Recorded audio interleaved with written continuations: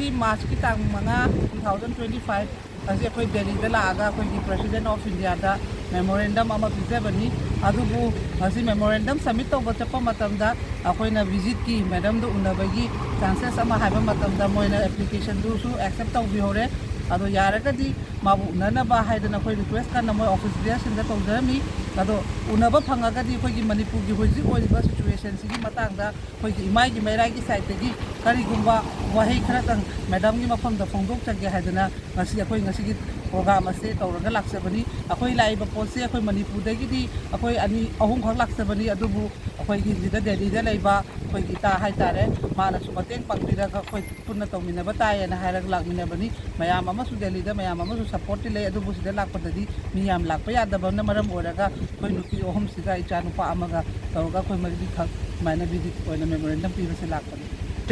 aduga ngasi akhoi ne lecture jaga asi Rashtrapati Bhavan dani akhoi gi President of India na laiba mai ki resident house ki mapadani khoi ne lejeriba jaga asi adubu moi khoi gi side ki su unaba yabagi chances ta wangna di thambi rei adu so khoramaga Manipur praja puna mokhoi puna mari so khoramaga amtang unaba pangba bise niminasi haba poto masi haijera ka losim jere